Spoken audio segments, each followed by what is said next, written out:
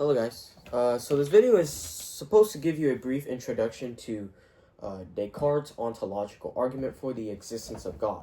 Now, what exactly is an ontological argument? Right. So an ontological argument is one that is trying to establish the existence of God as an a priori. So an a priori is knowledge that is independent of empirical justification, meaning that knowledge, the reason your justification or your reason for why you believe that thing is independent from, empirical justification or observation, right? But it doesn't mean that you can't use let's say like an analogy from, like an empirical analogy. It just means that that a priori knowledge is knowledge that is independent of empirical justification. Like, for example, 1 + 1 = 2, and I can use one apple and another apple and say that's 2 apples and say that's 1 + 1 = 2. But my true reasons for why 1 + 1 = 2 is not exactly empirical in that sense. And so that's what a priori is. So to start off first, there's actually two versions of the argument. But I'll quickly tell you in brief short is that Descartes in Discourse on Method talks about how he has an idea of God, right? So like let's just draw him. Right. Yay, Descartes, smiley face. I know his hair is like weird and all, but anyways, he has this idea of God, right? Yay, an idea of God. Now, he says this idea of God is a supremely perfect being that's all-powerful, omnibenevolent, and totally not a deceiver, right? Because he says then again that to be a deceiver is an imperfection, right? And God doesn't have any imperfections, because that would be a contradiction. Because if you realize that when you define a supremely perfect being contains every attribute. That's what it means to be perfect, right? And so God contains every attribute, and God is perfect by definition. And now, so he says, well, he couldn't have caused this idea of God himself or made it up, because the idea of God is infinite, eternal. However, Descartes is a finite, so he concludes that he could not have made the idea of God. So in the Discourse on Method, he uses what we call the causal principle, that the effect cannot have more of a formal reality than the cause. Or in other words, you can say that the cause must have as much as a formal reality of the effect. And so this allows Descartes to argue that, things can't just pop into existence. Like, I can't just poof, pop a pencil, poof, pop a college degree. I mean, I would like to have that, right? But so what Descartes is saying, that even for him to even have this idea of God, it must be caused by something that must have as much as a reality as that idea. And so he ultimately concludes that can only be God himself. So that's Discourse on Method, right? Now, meditations, right? Meditations is a little bit different, but essentially he still is following the same path.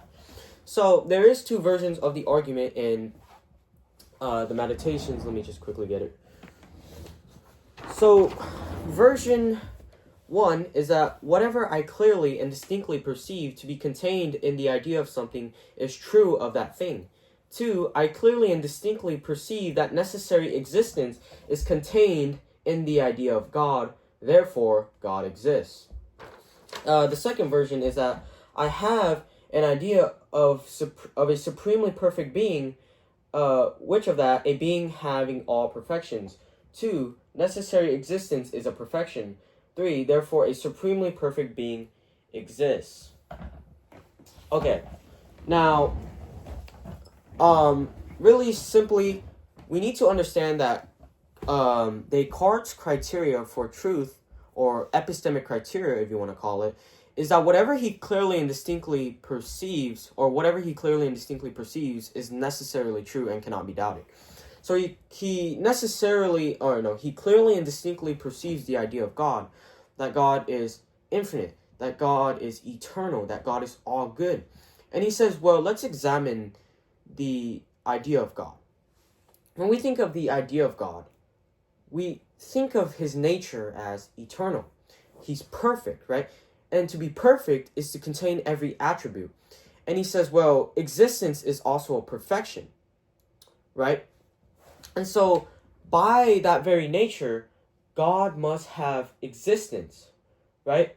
And so, Descartes, addresses like a potential objection that, like the idea that existence might be separable from God's essence.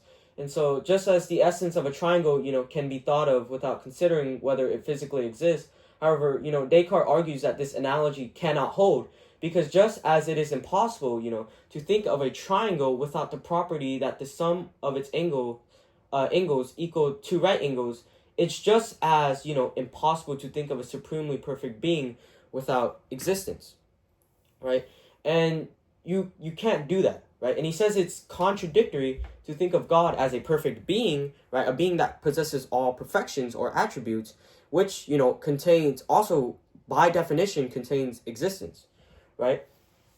And so he says that's just as contradictory to say that God lacks existence, right? He makes another analogy. He's like, well, that's like trying to think of a mountain without a valley, right?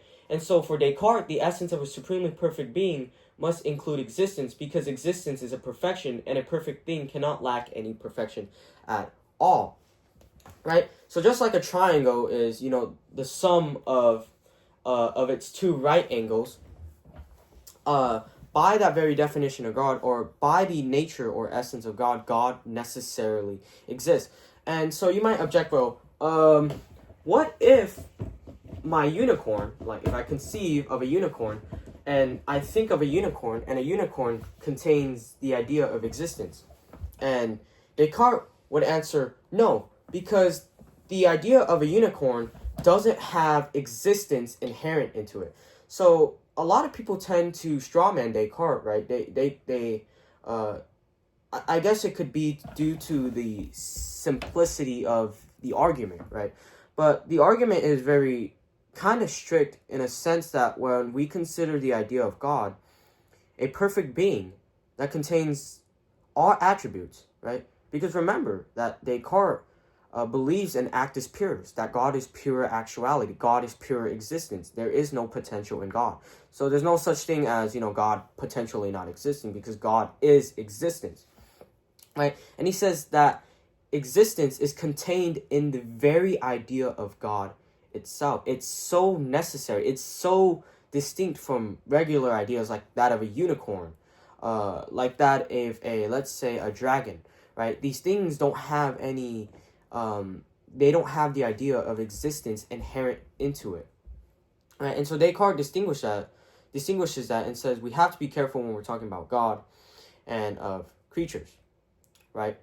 And so there's many objections you can raise, like, for example, Ganilo's objection is that, well, is it to say that my perfect golden island exists in the same way just as God does, because a perfect island contains, every attribute?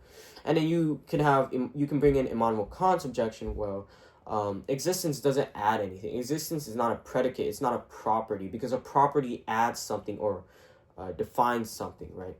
And you can make also a lot of other objections. For example, let's think of one. Well, just because God logically, exists by definition doesn't mean he ontologically exists, right? Because logical existence is different from that of, ontological existence, right? Ontology is the study of, existence itself. Like when we say something ontologically exists, we say that it actually exists in reality and not just some conceptual thing. So you could argue Descartes still has to prove on that part. And you can also argue about, the Cartesian circle, right? And so to recap one more time, right? Descartes has this Descartes clearly and distinctly perceives this idea of God. And remember, whatever he clearly and distinctly perceives is true. That is his epistemic criteria. And therefore, if he clearly and distinctly perceives this idea of God, and by definition, God God is perfect, a supremely perfect being, and to be perfect is to contain every possible attribute or every possible perfection, and existence is a perfection. Therefore, God by definition must exist. And that is basically, a quick summary of the ontological or Descartes' ontological argument. There is many more. Like I have to I will show you guys like Anselm's argument. I would love to read. I think it was called the Proslogium or Proslogium. I don't know how to pronounce that, but that's basically the summary of Descartes' argument. I will make a more, I guess, heavier video on it, but that's basically it. So.